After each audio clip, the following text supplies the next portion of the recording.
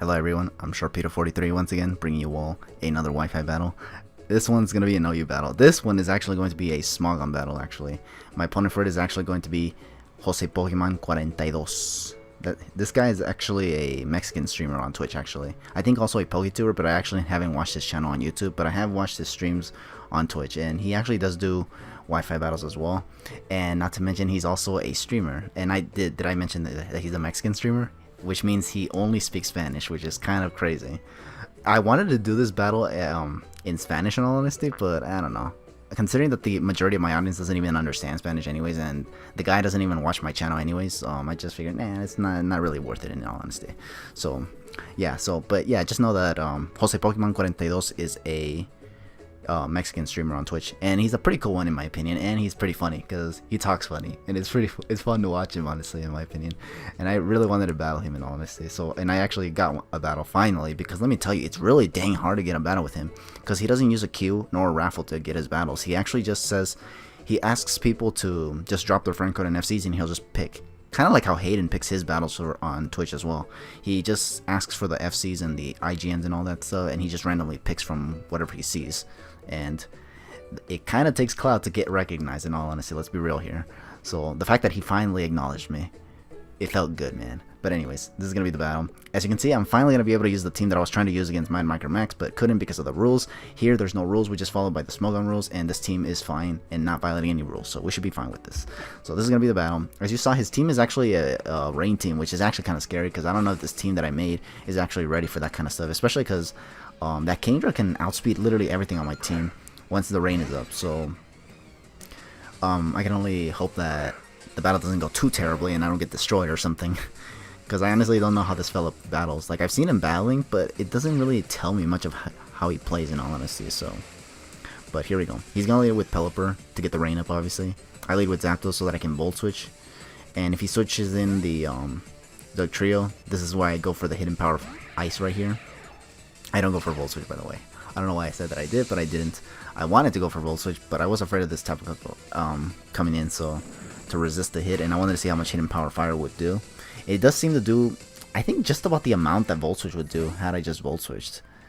But here I just have to Hard Switch now because I don't want to stay locked into Hidden Power Ice, especially because I know this thing can Volt Switch, and it is going to do a lot to Zapdos because this Zapdos that I have is actually offensive and Choice Scarf as opposed to anything else, so it's not defensive or anything like that, so it's not going to take electric moves very, very well, unfortunately. So here I send in Ferrothorn. He now sends in this Trio, which at first I thought, oh, you know what, I could just Power Whip this thing. Turns out this thing turned out to be his only Stealth Rocker, and he does get the Rocks up, which is really, really smart. But now I'm just going to take this thing out with a Power Whip. We all know these Trios carry freaking Focus Sashes anyway, so we know it's going to survive. So I was like, okay, so what's the worst this thing is going to do? Is it just going to Earthquake me or try to Sucker Punch me thinking I try to attack it? Even though I clearly get outsped by this thing, so he can clearly go for the Earthquake if he wanted to. You know what he goes for instead? He ends up going for the freaking Reversal of all things. I did not expect Reversal on this Trio, in all honesty. I didn't even know he could get this, honestly.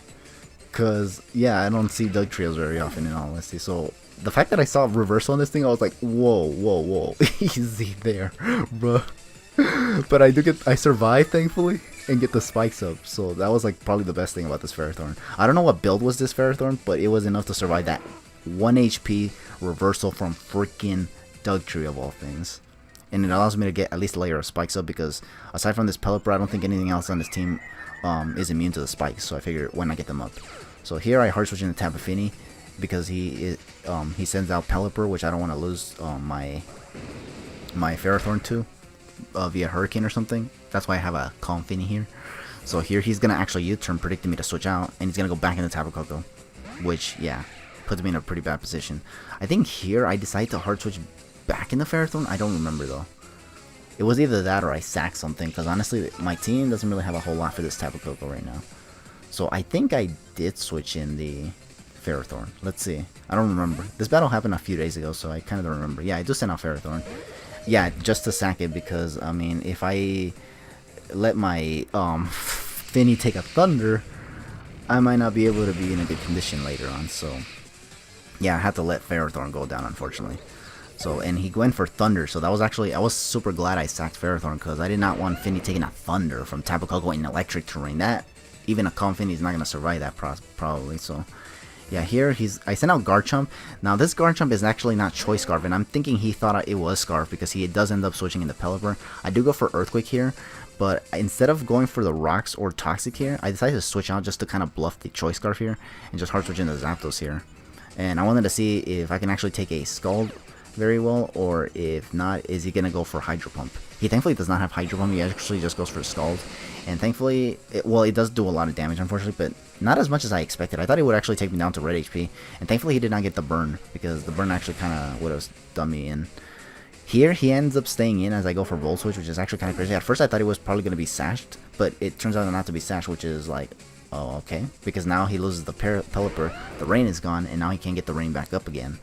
Now here, because he does have the switch initiative now, I do go into Garchomp to make him think, oh, this is Scarf Garchomp, so. And as a result here, he's going to go into the Ditto here. And this is, I'm pretty convinced this is where he realizes that my Garchomp was never Scarfed. Because here, I decided to stay in and go for the Rocks because he sees that I have Dragon Tail on this Garchomp, and he's going to go into Scizor. I went for Stealth Rocks because I really wanted to get those up, paired with Spikes, because this Scizor, if it's of the bulky variety, it's gonna give me issues, and I need a way to force him to switch out a lot. In fact, a lot of this team doesn't really have much for Mega Scizor, in all honesty. Now that I think about it, I think the only thing that could even hit it really, really hard is... Actually, I don't even know. I don't know. But anyways, here I think I go for the Dragon Tail because I kind of was expecting him to want to switch out or something. Or actually, I expected him to go for Swords Dance, and I didn't want him to get Swords Dance up because if he's at +2 and this Scizor is offensive, it might do too much damage to my Garchomp as well. So here I just phase him with Dragon Tail. I do get him into Kingdra, which is going to take Rocks and Spikes damage. And then I think here's where I decide to Hard Switch into Tapu Fini. I think. I could be wrong. Nope, I do not. I actually end up sending in Zapdos. I assume just to sack it. Yeah, because it's going to take Rocks damage, and I don't know why I didn't go into Fini, in all honesty. I guess I was afraid of this thing, going for, I don't know what. What can this thing do to Fini? I don't think it can do anything to Fini. I don't know why I didn't switch in, Fini, in all honesty. Because not even a Hydro... I'm a calm Fini, so there's no reason for me to, not have sent out Tapu Fini. Oh, right. Because my Tapu Fini does not have Moonblast, so it can't do anything. It only has Nature's Madness and Surf as attacking moves, so that's why I didn't send it in. I sacked Zapdos because, oh yeah, Zapdos was the only thing that could have hit the Scizor via Heat Wave, but it was weakened, so Bullet Punch could have taken it out if it was an offensive Scizor. That's what I wanted. I just wanted to wrap that little bit up because I didn't remember why on Earth I had nothing for Scizor, and I thought I did, but yeah. So anyways, for Kingdra though, I send out Zapdos to sack it so I can get a free switch in the Mimikyu just to go for Play Rough because I know he cannot outspeed Mimikyu considering the base speed difference. And here he's gonna actually send in Scizor again. I did not want to lose my Disguise yet because I kind of need it for his Ditto in case he manages to trace something crazy like my own Mimikyu or the Lopunny. So here he's gonna go for Bullet Punch, take Rough Skin and Rocky Helmet, which thanks to the Spikes and Rocks that I laid earlier, this Scizor is definitely gonna go down. Thankfully, I really made use of this Garchomp very well in this battle. So here he's gonna send out Tapu Koko, and I think it's here where I decide to send out Tapu Fini for some reason. I think because I didn't want to lose Garchomp yet, because I could have used this for the Ditto to trace later. So yeah, I do switch it out, and I think I do go into Tapu Fini. And the reason why was just so that I can also change the Electric Terrain to Misty before forcing the Tapu Koko to switch out, so that Lopunny can 1v1 the Tapu Koko, because I don't think this Tapu Koko is Scarf, no. It could be Specs though, given the damage it did right here to Tapu Fini. It is Calm Nature, it is Spadef, so I can only expect even from a Specs Tapu Koko to do this much to Tapu Fini, because Tapu Koko's special attack is not that great in all honesty. So yeah, here I go for Surf because I wanted to see if he'd actually go for Thunder and hopefully miss, but he actually just went for another Dazzling Gleam. So I was like, oh okay, maybe he was Specs then, because why else would he actually switch out or still keep going for Dazzling Gleam?